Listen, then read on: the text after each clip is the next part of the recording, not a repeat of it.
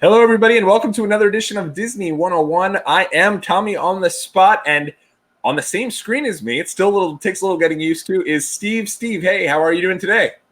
You know me, magical as always. Yeah, I really actually like this setup because we can see each other kind of in real time, and it doesn't have that weird like back and forth thing going on. So I like it. Yeah, I like this a lot better too. But I will say, and if you notice, by the way, I changed my little name. Right? Now I'm officially Tots for Tommy on the spot. Yes, I agree. It is funny though because I used to be like, and on the other side of the U.S. there down in Orlando is Steve, and then it'd flip to you, and I'd go, oh, thank God. And then I'd jump back on. But now, sorry everybody out there, but while we're recording this here, it is 8:30 in the morning here on a Sunday morning, so it's a little early, but we're trying to, at minimum, at least get one show in. Hope we might even be able to do two in to at least talk about some of the craziness going on for Disney for D23 and the convention that's going on. So hopefully by the time this comes up later on in the week, we'll be able to upload an episode about D23. But you might not even know about that. But Steve, hey, how is your weekend going and your week so far? It's good. Being the first couple of weeks of the school year, everything is kind of low key here. Just kind of trying to get back into the rhythm and that kind of thing. But we're doing our best down here, and it's going. Absolutely, yeah, no, definitely. It's we are preparing to head on out to Puerto Rico on Thursday, so looking forward to that. So it's a little bit craziness. Last night went out to the outlets down here in Long Island and bought a whole bunch of clothing. Not necessarily so much for Puerto Rico, but I always like to get a few more clothes as well for the fall and kind of go through that. Even though it's been several years since I myself have been in school, I always like to go for a little fall shop and get going with a bunch of new clothes. The fall, what's that? That sounds fun. You just have it's probably still, I'm sure, not 90 and sunny down in Orlando. But I will say that when we came to visit you guys in January one year, it was the coldest it's ever been. I've never been colder in my life. Yeah. It was really, really cold. So that's true. But we are, again, powered by StreamYard. Shout out to them. If you guys are looking to go through live streams, make sure you check out StreamYard. We're also doing some different things here. I have invested in some equipment that will greatly improve the audio here. Not necessarily so much on the live streams. I think our audio is pretty good on the live streams, but on some of those solo videos. I did a solo video earlier in the week kind of talking about Spiderman and all that, and we'll get to that in a second.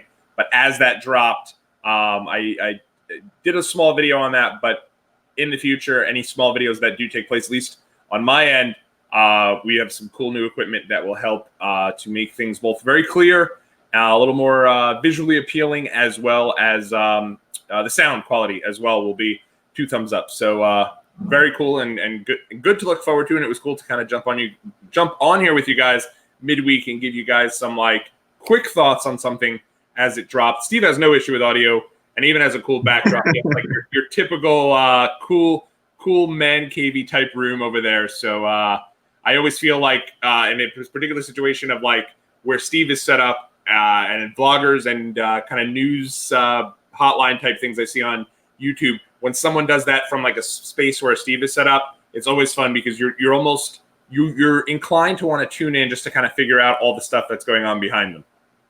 Yeah, and I mean, if I had the camera tilted a little bit differently, you could see my dedication of pop vinyls and all of the other nerdy fandom stuff that I have kind of stacked in that case. But maybe I'll do a little bit of a zoomed in one day so you can see all that stuff. Dude, little room tour action for the Disney 101 channel. Maybe. So earlier in this week, we did I did a little hotline just because of the craziness that has gone on here with Spider-Man. Obviously, there's some issues going on between Marvel Studios and Sony Pictures, and it does not appear that moving forward, Spider-Man is going to be a part of the MCU. Rather, he's going to be simply a part of Sony Pictures. Obviously, Sony Pictures is not giving up the entity of Spider-Man. It was their most successful movie in the history of Sony Pictures, this last Spider-Man. So I guess what are some of your thoughts on all this going on?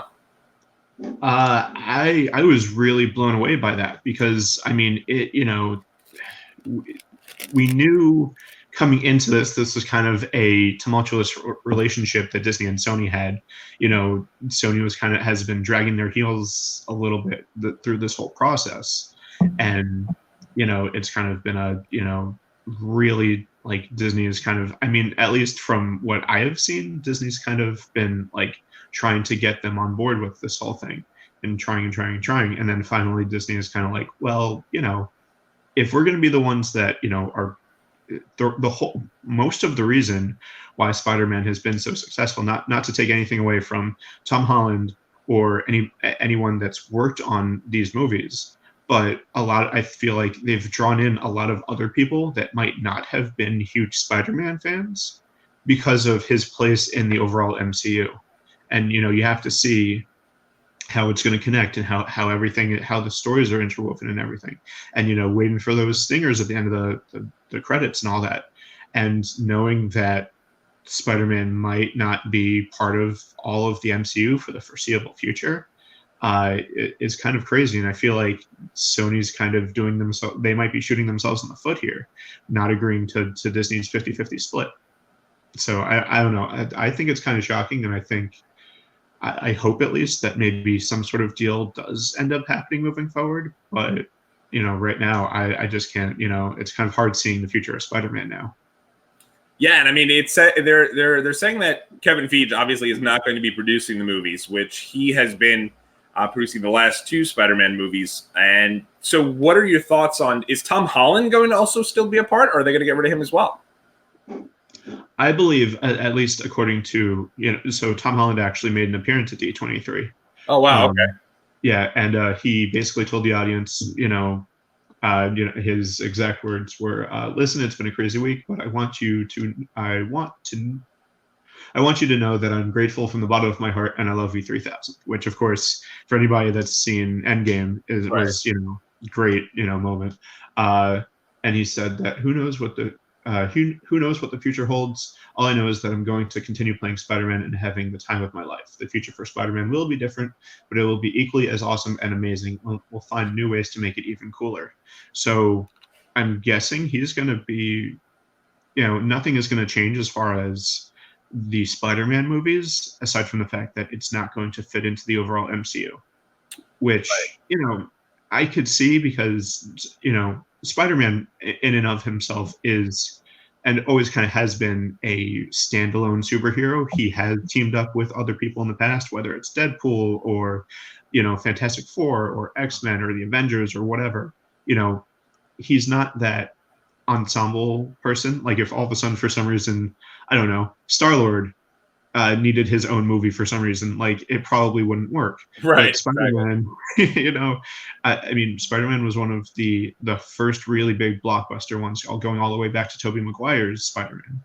So, in that, there wasn't any overall MCU that we needed to worry about. So I think, the Spider-Man movies are going to do just fine, but at the same time, there's something about it that just, it's not going to feel the same. Exactly. Yeah. No. Well, I think the biggest part about this is that Samuel L. Jackson is probably not going to be a part of the Spider-Man movies, and obviously the last stinger of the after credit scene for Spider-Man really included a lot of him and figuring out how is he going to show up to try to make things right. Right. Well, and that, and Happy Hogan, who was actually also a big part of the last 2 Spider-Man movies. He's played by Jon Favreau. He's not going to be a part of it either. Who knows if in the next movie they're even going to mention Tony Stark. Right. Like, there's going to be some things where it's like, okay, well, maybe if Disney, if Disney kind of feels like the jilted lover in this scenario, they're going to say, okay, if you so much as mention or allude to any of our characters, it's done. So Sony might have to kind of tread lightly here, and the next Spider-Man movie might be completely different as far as the feel and the tone of that. Who knows what's going to happen? Like Tom Holland himself said, who knows what it's going to look like, and who knows by the time that maybe they're going to develop another Spider-Man movie, hopefully they come to some sort of agreement. Yeah, no, I agree. Because they are still working on negotiations, right? As far as I know, from what it sounded like basically, they were at the table, and then Disney said, you know what, we feel like this deal kind of isn't working for us anymore. Can we do a 50-50 split? Sony says no, and they completely walked away from the table. They didn't even give a counteroffer. Wow, sometimes at the end of the day, if you want something in the negotiation, I guess you have to be willing to walk away, and hopefully, but I almost wonder. I think Sony's gonna kick their dig their heels in on this because of the fact that they have a past of success without Disney. They obviously did Spider-Man Into the Darkness? Is that Into the Spider-Verse? Into the Spider-Verse, right? So they had that one. They had Venom, and both those movies had nothing to do with Disney at all. Yeah, and I mean, they could come up with their own Spider-Verse by themselves and do exactly that, and do where Tom Holland meets a Miles Morales, or he does come in contact with Venom, or whatever the case may be. So in that regard, I don't think that there's going to be a problem with the Spider-Man movies, but I think the problem is Sony kind of right now holds all the cards in this kind of negotiation. If they don't want to make, if there's not a deal that doesn't work for them, they're not going to do it. But that's kind of also the two of these huge corporations doing a very large disservice to their fan bases. And who knows what the fallout from that is going to be. Maybe there's going to be a lot of I don't see Marvel fans boycotting this at all or anything like that, but I could see people kind of being disenfranchised by the fact that these two huge billion-dollar corporations can't settle over the movie rights for this one movie that would bring so much joy and so much, just connectivity and overall, experience to everyone. So I think everybody's kind of like, why are you guys squabbling over all of this money when one way or the other, you're going to be making so much money? Like, what's the difference? Yeah, no, absolutely. And it's one of these things that when you're looking at it, Spider-Man has been a franchise that has not worked out twice already. The Tobey Maguire movies lasted for 3. Andrew Garfield movies only had 2, right? They only had 2, yeah. And that was the second movie kind of bombing and not doing well was the reason why this was rebooted in the first place. And then bringing him into the MCU and all of that stuff, all that were kind of a few different reasons why they decided to reboot it. But I mean, there wasn't a lot wrong with the Tobey Maguire franchise. Spider-Man 3, kind of everybody has their own problems. But I mean, Spider-Man 1 or 2 were phenomenal. Like if they had kept going, there was no reason why I couldn't see that, to continue. The Andrew Garfield Spider-Man movies, unfortunately, I think kind of that they took a step back. And then this Tom Holland, this current incarnation is blowing everybody away. So right. I think Sony finally kind of realizes that they have the big bargaining chip now in what these movies have been producing. So I think now they're like, oh, we finally found one. Let's hold on to it, and let's not ruin it. But who knows what's going to happen now? For sure, yeah. It's one of these things when it comes to it's weird because obviously Disney acquires Marvel, and it's great. But at the same time, they couldn't bring the rides into the parks right away because what was it? Universal owned the rights to many of those rides, right? Yeah, I mean, it's, and that's the thing when it comes down to movie rights versus, IP rights for different products and all that kind of stuff. Yeah, it kind of basically, I think the way that everybody had kind of said it was basically that Disney was not allowed to put any Marvel anything, whether it's a ride or merchandise or whatever, characters, whatever. They're not allowed to put anything inside their parks east of the Mississippi River, because that's where Universal was, and they had all the Marvel superhero island and everything, which I guess they did not have at Hollywood not Hollywood Studios, but Universal Hollywood.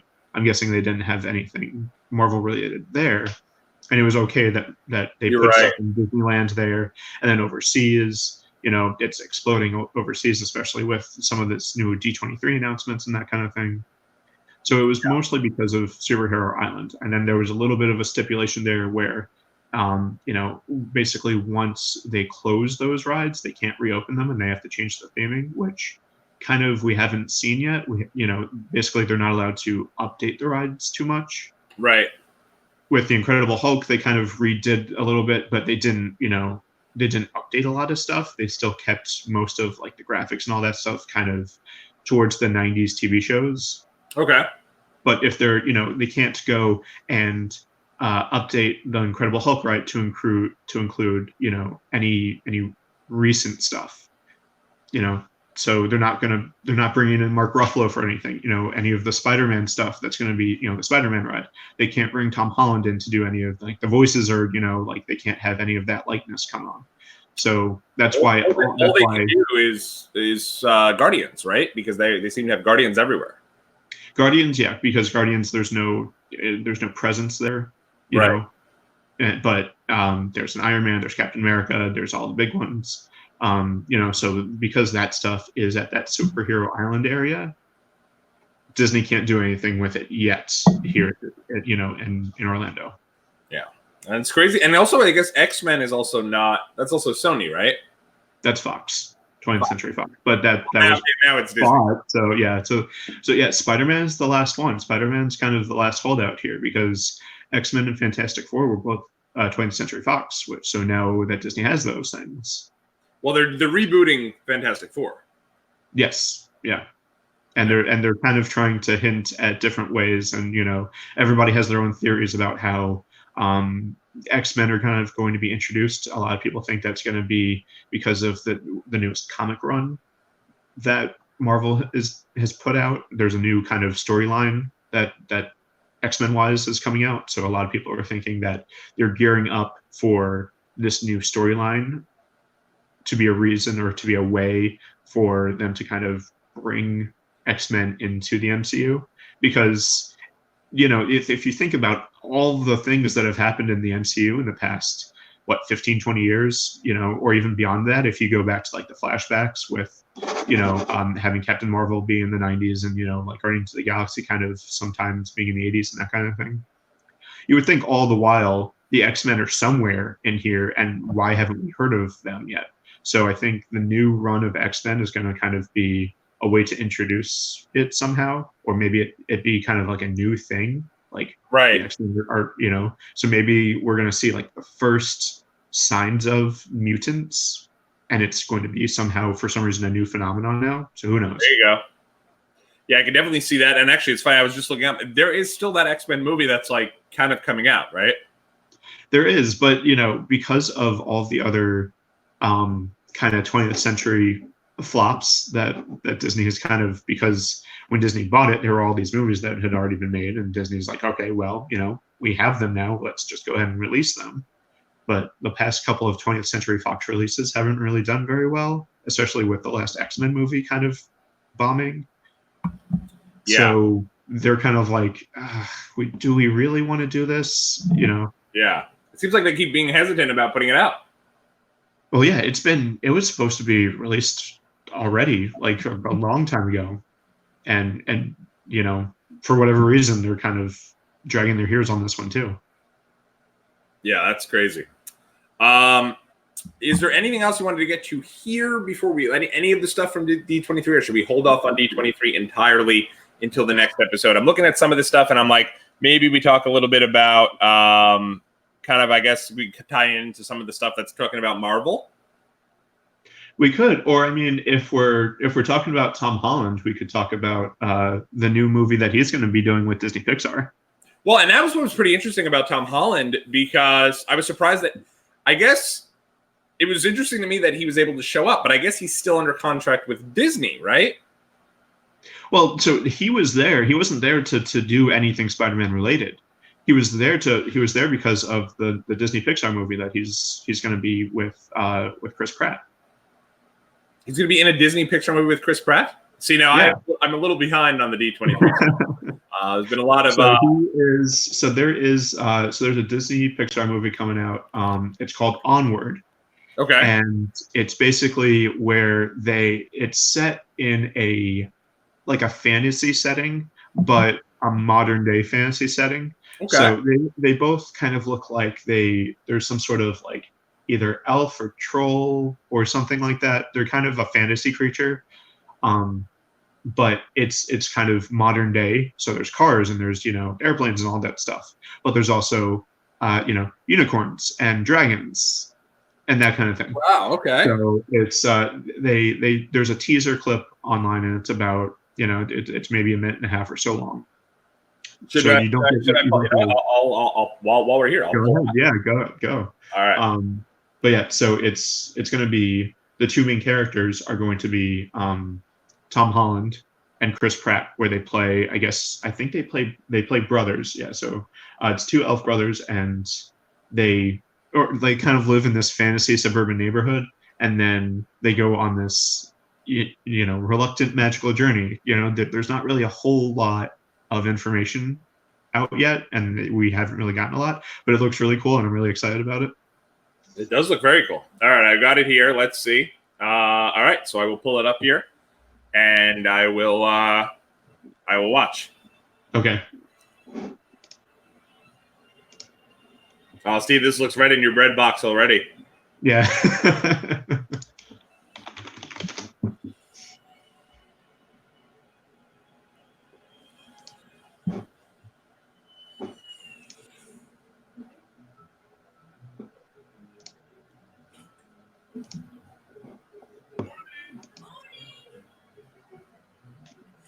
Oh, this does look very good.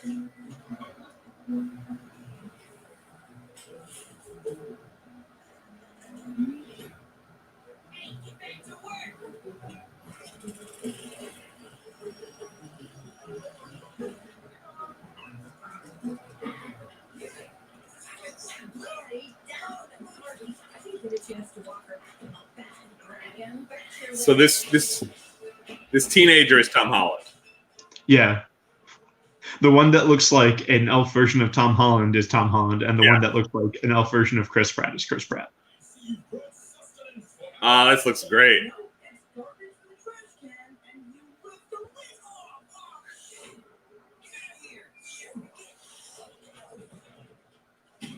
What in the world?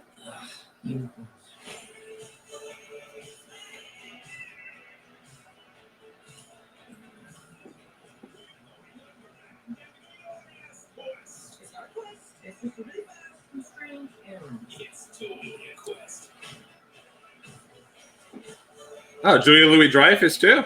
Yeah, she was the mom. Oh, so okay. the one that you saw like for 2 seconds. Yeah.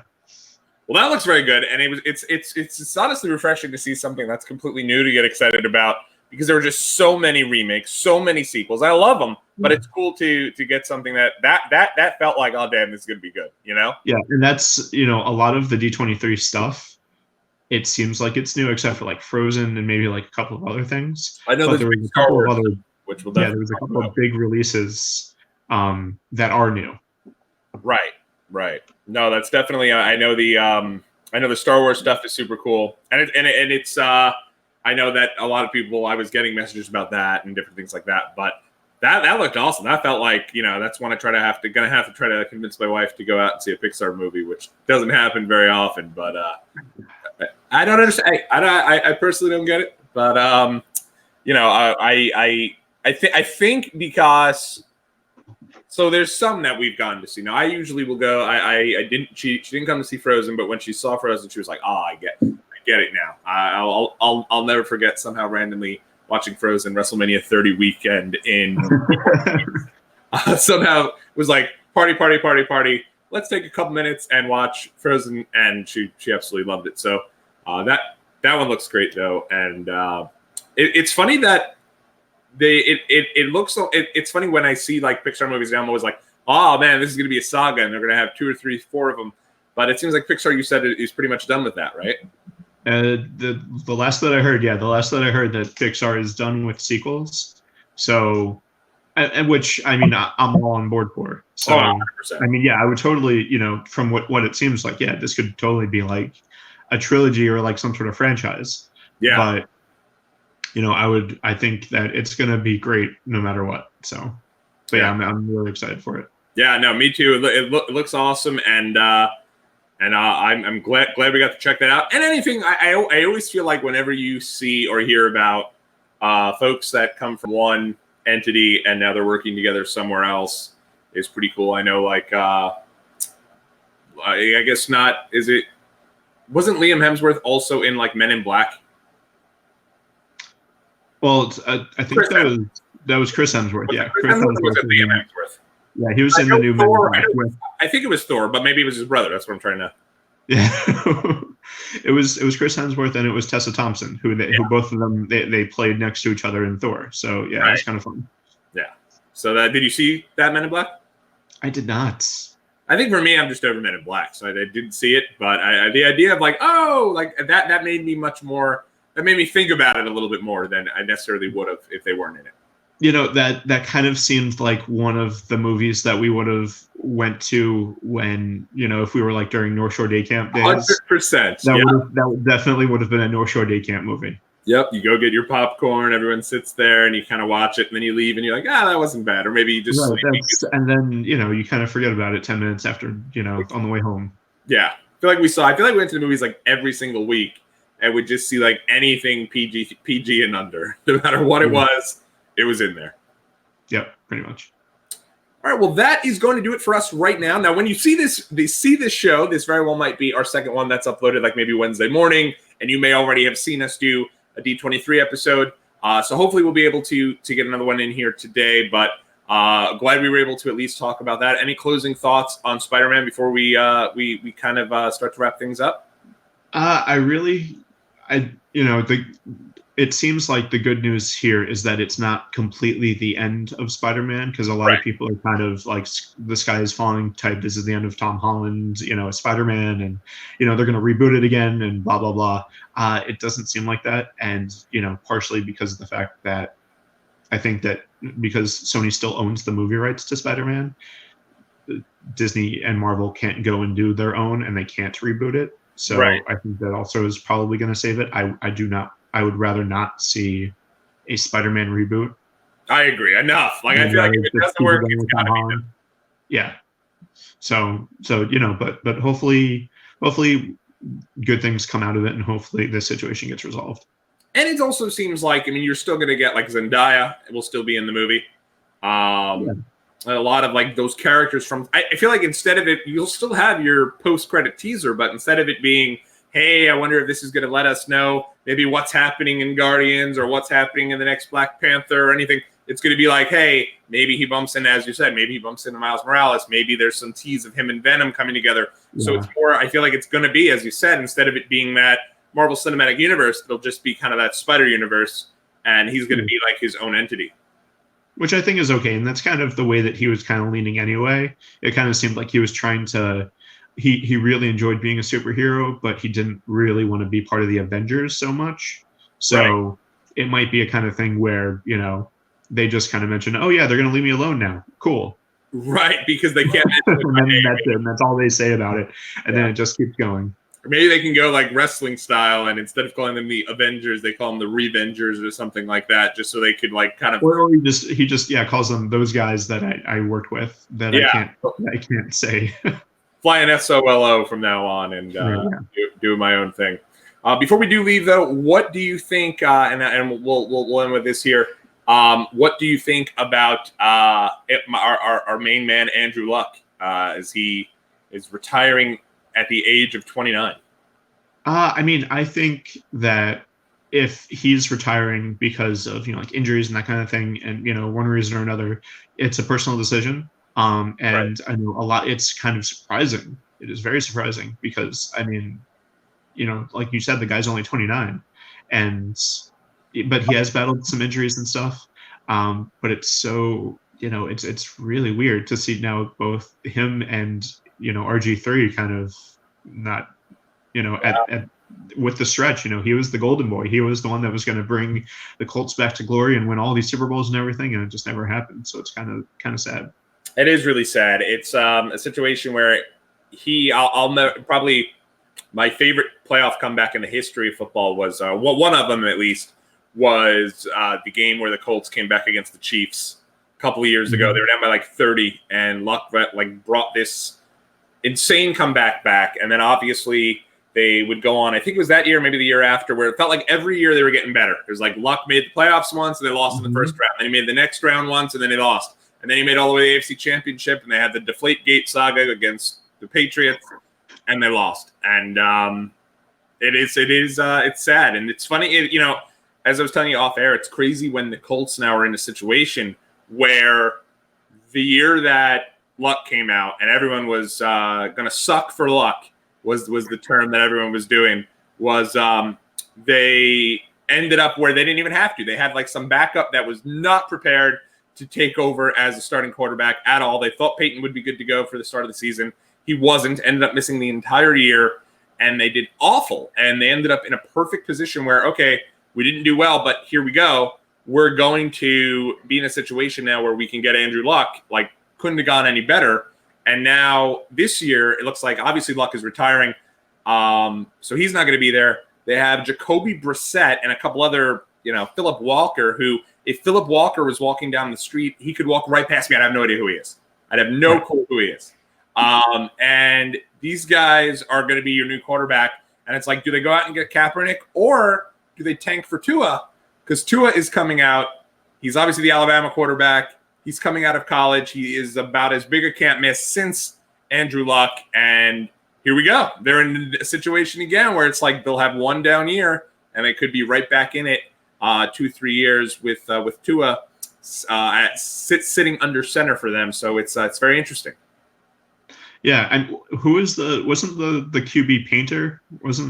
Yes, it was Curtis Painter. Curtis Painter. Oh my gosh, he was awful. Yeah. I think it was Painter. That was, it was real bad. And it was like, no, we're good. We're good. No, we think he's good. And it's like, no, they knew for a fact they'd win 1 or 2 games tops, and they'd get Andrew Luck. So this does, I will say, would not be surprised 2-3 years from now, maybe even 4 or 5 years from now when he's 34 or so, would not be shocked to see Andrew Luck come out of retirement. Someone just offers him a ton of money, maybe post-football life, who knows where he's at, and he ends up coming back. He feels healthy. Now, I know he's struggled with injuries. I always say if you can walk away on your own terms, it's the best. You don't want to cause damage to yourself that is going to be impossible to cure. So good for him being able to get out, being able to say, hey, you know what? I can't keep doing this. Like, I'm not going to sit here and cause pressure. And just because, Tom Brady has been quarterback for, coming on now 20-something years, or even guys like, Phil Rivers, who have never made it to a Super Bowl, but he's still there. Andy Dalton is going for his 9th season. The guy has as many playoff wins as I do. And he's getting ready for his 9th year. So if you are like a mediocre, pretty good quarterback, you can have a career for 20 years in this league. And I think it's almost expected. Oh, you're that guy. If you found a guy who is a kind of a competent quarterback to lead a team, he can be under center for 15, 20 years minimum. So it's interesting to see Andrew Luck say, you know what, now I'm good. So it's good for him. I mean, part of the thing about those other guys, Tom Brady, Philip Rivers, Andy Dalton, is they all stayed healthy more or less. Right. Luck has dealt with injuries a lot, especially the last few years. So if he's starting to see that those injuries are kind of starting to add up, and you want to get out while, like you said, while you still can walk away under your own terms, and you don't, if any of these injuries are starting to impact his quality of life outside of football, then you got to walk away. I'm sure he's made enough money already by himself doing what he's been doing to kind of set himself up for the rest of his life, regardless of what else he does. So, he seems like somebody he's a very intelligent young man. I can call him young because he's still younger than me. Right, he's younger than us. It's unbelievable. Yeah. So he's still an intelligent guy who, I think he's been setting himself up where he shouldn't have to worry about money at all. Regardless of what he does, he could go into broadcasting. He could go into a lot of different things. As a lot of other, see what happened with Tony Romo. Yeah. I think he'll be just fine. I think, and I'm sure this wasn't a decision that he made lightly. But if it's, at the end of the day, it's got to be the right decision for him. 100%. And I think that it should be a wake-up call for owners, for general managers. You can't throw kids out there with a terrible offensive line. You look at David Carr, brother of Derek Carr. Derek Carr's a good quarterback. David Carr in college was as good, if not better, than his brother, and was drafted number 1 overall by the Houston Texans in their first season, and just went out there and got killed, smashed over and over and over again, and ended up not really becoming what everyone thought he'd be just because of injuries caught up to him. And now we're sitting here, same situation with Andrew Luck, where he was put out there with a horrible offensive line. And you look at other quarterbacks that are put in a perfect position to win. Dak Prescott. I think Dak is okay. I don't think Dak Prescott is an elite quarterback. Let's just piss off all the Cowboy fans here at the end of the episode. I think Dak Prescott is a guy who has benefited a lot from having an elite offensive line. And that's allowed him to remain upright and allowed him to really blossom into a great, a pretty good quarterback. And not to mention that he has a pretty good running back next to him too that he can just dump off the ball too. So he's got and there's definitely something to be said for guys that like I said, if you can stay healthy and you are at the very least a game manager, like Alex Smith has always been. That game manager quarterback who isn't going to lose the game for you. As long as you aren't going to actively be the reason why your team is losing games, then you're going to have a long, successful career, regardless of how many playoff wins you have or anything like that. Didn't he get the Redskins off to like a 7-2 start last year? Yeah. I mean, they were still in it at the end of the year to make the playoffs because of how great Alex Smith did through his first 9 weeks at quarterback.